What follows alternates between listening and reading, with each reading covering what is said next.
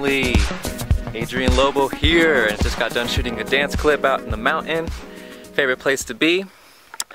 But this is a video blog, and in this video I'm going to share with you my philosophy on dance and movement.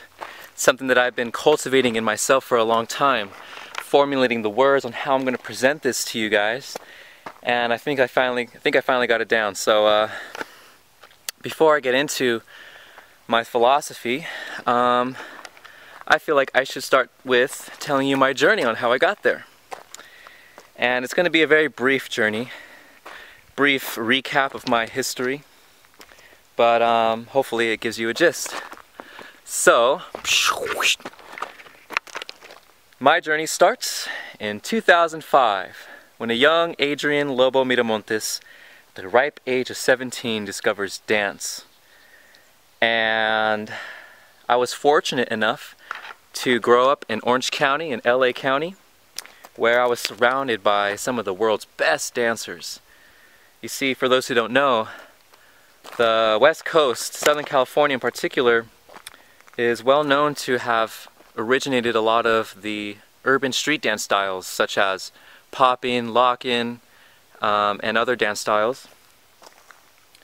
And as I started becoming more into my dance, I met tons of amazing mentors and teachers, pioneers and originators of the dance, and it gave me a great foundation and a great history and culturized me into, you know, the purpose and meaning behind why we dance and what created the dance that we love. Dance has given me great opportunities in life, and so I'm very thankful for what dance has brought me and given to me. And at the height of my dance career, which was then 2011, I came to a crossroads in which I had to move out of my house, and I was given the option of living somewhere else. And I decided in 2011 to really focus on my spiritual path and really refine the healer within me.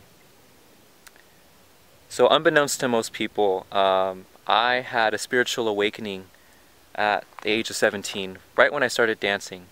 In fact, I started dancing first, and then shortly after I experienced a spiritual reawakening, where, if you don't know what that is, I basically was awakened to a greater reality. I could feel energy. I started meditating. I started studying ancient cultures and other religions, shamanism, plant medicine, even aliens and UFOs and government conspiracies. It all kind of just came in at once. And not many people knew that I was into those things. You know, a lot of people just knew me as Lobo, the dancer, Funny Bones Crew, Culture Shock LA, and what have you. But in my secret time, I would go meditate or do yoga and study the ancient wisdom traditions. And in 2011, I put a halt on my dance career and decided to attend and enroll into a healing arts school. It's called Southwest Institute of Healing Arts in Tempe, Arizona. You see, as I came out here and studied the healing arts, I studied mostly energy healing and yoga, qigong, tai chi, and pretty much in my journey of studying the movement arts in particular, I started to realize that there were similarities and connections between the ancient sacred movement arts and the urban street dance styles that we were doing today. I started to see the similarity between yoga and how some of the angles in yoga are very similar to the angles in popping and tutting. I started to see how qigong and tai chi and their fluid movements and meridian brushing is very similar to the waving style and liquid styles. To put it even further, other dance styles such as top rockin' and rockin' and the breakin' styles is very similar to a lot of Native American indigenous dance styles, such as the ghost dance and the eagle dance and the sun and rain dances. So as I started to discover those connections, it set me on a whole new path, an exciting path, where I was trying to find more connections between these movement arts, and I came to conclude that what we are doing is channeling into our ancient roots that are deep within us, all of us. You know, no matter what form it takes, whenever we dance, whenever we move, we are pretty much connecting to every dancer and mover that has been alive. You see, I really agree with what Bruce Lee said about what he said about martial arts and how there is no such thing as style. And he also said that the human body only has 2 arms, 2 legs, and 1 head. And so we can only move in so many ways, right? Well, as I developed my popping style with foundation, more and more I started to break out of the box and shell of labeling myself as a quote-unquote popper. Now, you know, I consider myself a fusion type dancer and movement artist. And I fell in love not with just dance, but I have fallen in love with movement in general. The whole idea of movement intrigues me. And this whole idea of this connection between our ancient roots and the new modern age of what's happening right now, and the beauty and power of it. Not only that, but I also discovered a deeper meaning behind what it means to be a dancer. You see, many people in the hip-hop world, they dance for reasons such as, you know, fame, money, to win battles, to win competitions, to earn respect. A lot of dancers just dance because they just simply love music. But in my journey, I discovered that being a dancer has such a deeper meaning, and we can have and tap into such a deeper potential with our dance and movement. One of the things that showed me this was studying Native American indigenous cultures. To them, dance isn't just dance, but to them, dance is a form of prayer, a form of ceremony. They have dances in which they summon the rain. They have dances in which they speak to the gods, or bring and send out their prayers and manifestations, and they will dance their hearts out until they collapse on the floor. There's other dancers in the India and Bali, dancers who would embody certain gods and archetypes and tell stories through their movement, stories of the gods and what happened, creation stories, and what have you. And there were times when I danced in myself and I would tap into this feeling, this greater feeling of movement, of tapping into something greater, more powerful. There were times when I felt that I was actually channeling a spirit or a god or a goddess through my dance. And these events made me ask deeper questions. Another thing I discovered was in my energy healing training, especially Reiki, I learned that through movement we can project and enhance energy. One of the things that we are taught in Reiki is the power of symbols. And there's one in particular called Choku-rei. And what you do is you draw the symbol in the air, put it on your hand, and project it outwards. And this symbol is supposed to empower and enhance the energy that you're projecting out of your hands. Well, when I discovered that, I was like, what?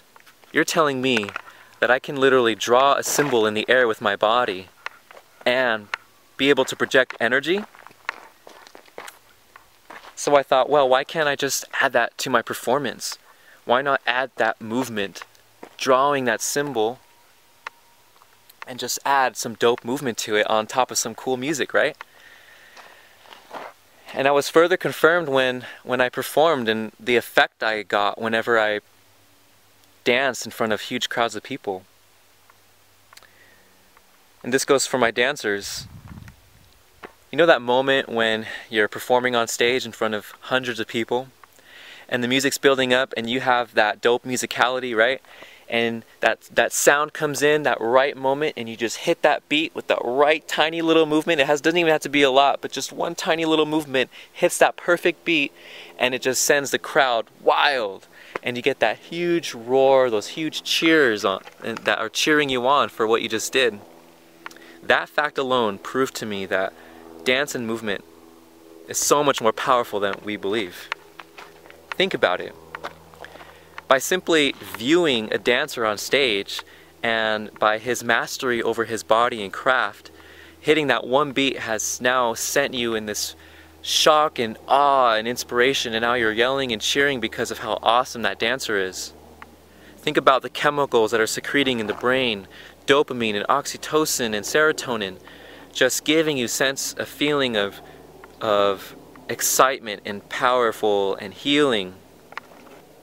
So with that reflection, I thought that if I could empower people and make people feel amazing through my dance, why not come with the intention of healing the crowd through my dance? And so when I dance on stage, I'm not just dancing to show off or show some cool moves. I am actually allowing my body to become a vessel for spirit, to channel that divine energy, to flow through my hands, and I will draw symbols in my movement. I will project energy, and I'll even use my voice to further project energy out through my dance.